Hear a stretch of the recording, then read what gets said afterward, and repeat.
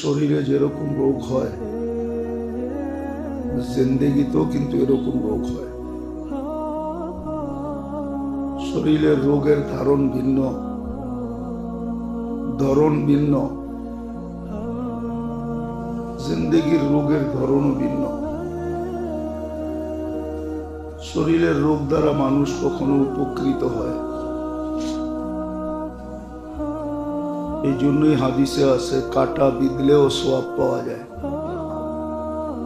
কাটার খোঁচা লাগলেও সোয়াব পাওয়া যায়। কিন্তু জিন্দেগির রোগের দ্বারা না বাহ্যিক কোনো উপকার আছে, না বাস্তবে কোনো উপকার আছে, বরং পুরাটাই ক্ষতি আর ক্ষতি। যদি মৌতের আগে চিকিৎসা না হলো, শারীরিক রোগের চিকিৎসা না হইল, বহুত রোগ আছে চিকিৎসার সুযোগও পাওয়া যায় না, বহুত রোগ আছে চিকিৎসার কোনো সিস্টেমও নাই। কিন্তু সত্য এটাই, শারীরিক যে কোনো রোগই হোক, হাদিসে আছে আনিনুল মারিদি তাসবিহু,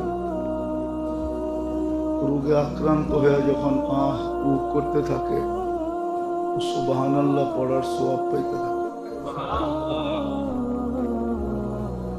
সিয়াহাতুহু তাহলিলু, যখন চিৎকার দিতে থাকে, অসহ্য হয়ে যখন চিৎকার দেয়, তখন লা ইলাহা ইল্লাল্লাহ পড়ার সওয়াব পাইতে থাকে। তাকাল্লুবুহু আন যামবিন ইলা যামবিন, এপাশ ওপাশ যখন করতে থাকে,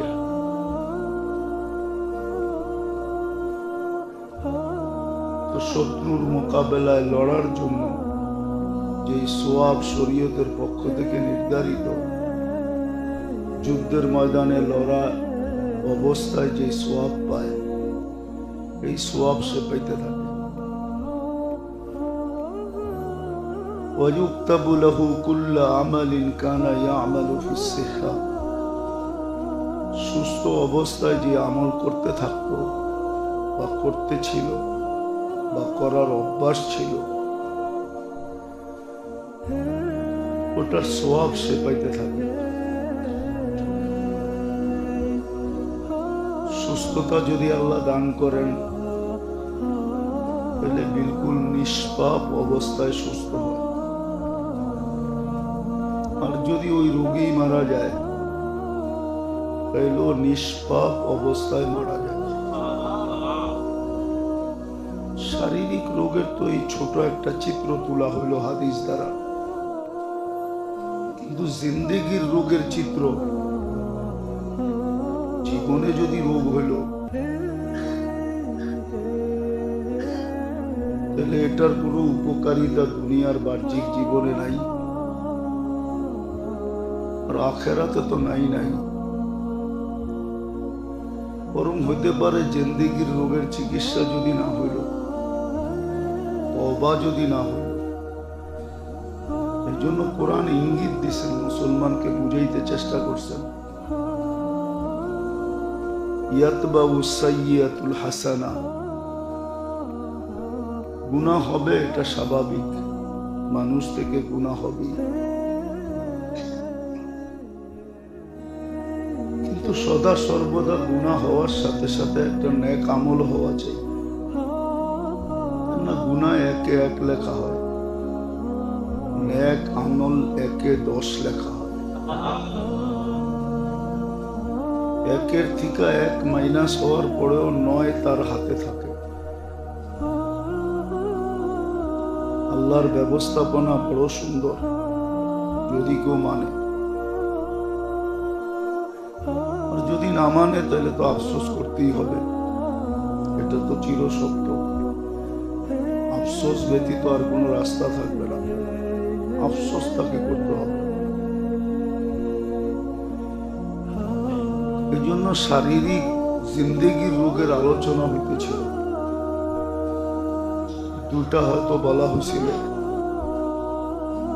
জিন্দেগির প্রথম রোগ যেটা মানুষের জীবনে হয় এটা হলো ইয়াকিন আর বিশ্বাসের দুর্বলতা। আল্লাহর ওয়াদার উপরে এবং আল্লাহর ওয়াইদের উপরে, আল্লাহ রসুলের ওয়াদা, আল্লাহ রসুলের ওয়াইদ, অথবা এইভাবেও বলা যায় আল্লাহর ওয়াদা এবং ওয়াইদের উপরে দুর্বলতা। আল্লাহ যে ওয়াদা করছেন করলে কি দিবেন এটার ব্যাপারে সন্দিহান হওয়া, দুর্বল মনোভাব রাখা, না করলে কি শাস্তি দিবেন এটার ব্যাপারে উদাসীন থাকা, সন্দিহান হওয়া, এটা জীবনের প্রথম রূপ। দ্বিতীয় যে রূপ মুহাম্মদুর রাসূলুল্লাহ সাল্লাল্লাহু আলাইহি ওয়াসাল্লাম একমাত্র জীবন বিধান পদ্ধতি নিয়ম, রাসূলুল্লাহ সাল্লাল্লাহু আলাইহি ওয়াসাল্লামের আদর্শই একমাত্র মানুষের সফলতার জন্য মাপকাঠি।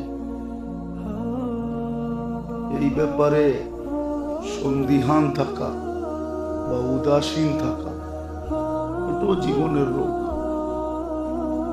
90% মুসলমানই দেখা যায়, মুসলমান দাবি করে বটে, মুসলমান বটে, অনেক সময় দেখা যায় ভালো নামাজিও বটে, ভালো ইবাদত বন্দেগীও করে, কিন্তু রাসূলুল্লাহ সাল্লাল্লাহু আলাইহি ওয়াসাল্লামের আদর্শের ব্যাপারে বড় উদাসীন বহুত মানুষ পাওয়া যায়, অনেক সংখ্যায় পাওয়া যায়, যারা মোটামুটি ইবাদত বন্দেগী খুব করে, অফিসে পাবেন, আদালতে পাবেন, মেইলে পাবেন, ফ্যাক্টরিতে পাবেন, হাটে পাবেন, বাজারে পাবেন, সমাজের সর্বস্তরে পাবেন, কিন্তু মুহাম্মদুর রাসূলুল্লাহ সাল্লাল্লাহু আলাইহি ওয়াসাল্লামের আদর্শকে মনে প্রাণে জীবনে আঁকড়ায়া ধরা এটার ব্যাপারে সন্দিহান অনেক মানুষ পাবেন। অনেক সময় বলেও আপনারা এত বাড়াবাড়ি করেন কেন? আচ্ছা বলেন, বাড়াবাড়ি করতে কে হইল? একটা উদাহরণ দিই। আল্লাহ পুরুষকে সাজাইছেন দাড়ি দিয়া, ঠিক আছে, মহিলাকে সাজাইছেন লম্বা লম্বা চুল দিয়া। এখন মহিলা যদি চুল না রেখা সব সময় মাথা নাড়া করে, বলেন ঘরের পুরুষের কাছে কি ভালো লাগবে?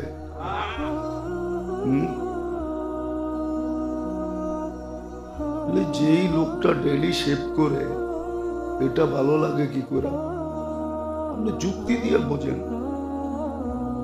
তর্ক বিতর্ক না, যুক্তি। আল্লাহ পুরুষকে সাজাইছেন দাড়ি দিয়ে, মহিলার ভিতরে এই হরমোন নাই যে তার দাড়ি উঠবে। দাড়ি যদি উঠে সারা দুনিয়া বলে এটা তার জন্য অস্বাভাবিক, স্বাভাবিক না। ডাক্তাররাও বলে আপনার হরমোনের সমস্যা আছে।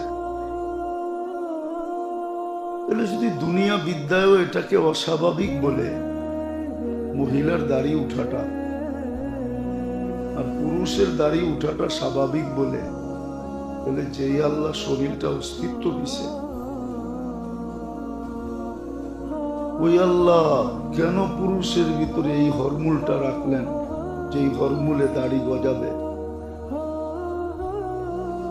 শরীরটা তো আপনার দেওয়া না, এটা তো আল্লাহরই দেওয়া, ঠিক না? এটার অস্তিত্ব দাতা তো আল্লাহ। তাহলে বোঝা গেল